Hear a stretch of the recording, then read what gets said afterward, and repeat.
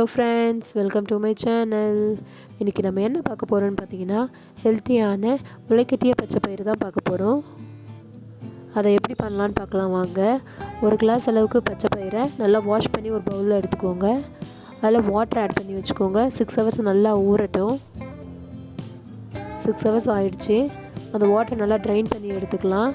அதை ஒரு ஒயிட் கிளாத்தில் ட்ரான்ஸ்ஃபர் பண்ணி எடுத்துக்கோங்க. அந்த கிளாத்தை நல்லா கவர் பண்ணிவிட்டு ஒரு சல்லடையில் எடுத்துக்கலாம். இப்போ நான் நைட்டு முளைக்கட்ட வைக்கிறேன். காலையில் இது எப்படி இருக்குன்னு பார்க்கலாம் வாங்க.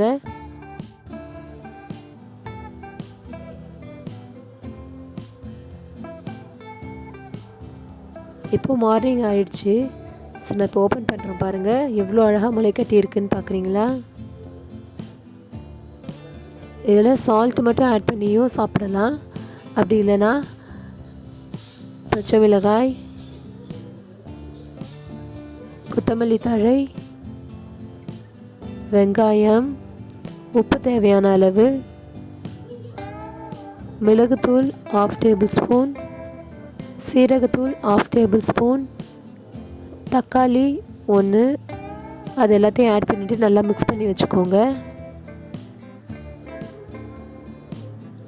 இந்த மாதிரி முளைக்கட்டி சாப்பிட்றதுனால நம்மளுடைய செரிமானம் ஆகிறது ஈஸியாக இருக்கும். ரத்த அழுத்தத்தை கட்டுப்பாட்டிலே வச்சுருக்கோம். உடல் எடையை குறைக்கணும்னு நினைக்கிறவங்க இந்த மாதிரி வீக்லி 2 எடுத்துக்கலாம்.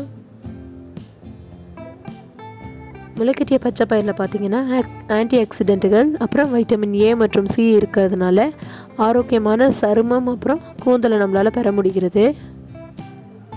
ஸோ இப்போ இதை நல்லா மிக்ஸ் பண்ணி விட்டுக்கிட்டிங்கன்னா நம்மளுடைய ஹெல்த்தியான முளைக்கட்டிய பாசிப்பயிறு ரெடி.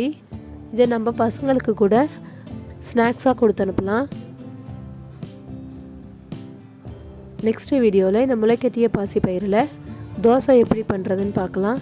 என்னுடைய வீடியோ பிடிச்சிருந்தா லைக் பண்ணுங்கள், ஷேர் பண்ணுங்கள், சப்ஸ்கிரைப் பண்ணுங்கள், கமெண்ட்ஸ் பண்ணுங்கள். மறக்காமல் பெல் பட்டனை கிளிக் பண்ணுங்கள். Thank you friends.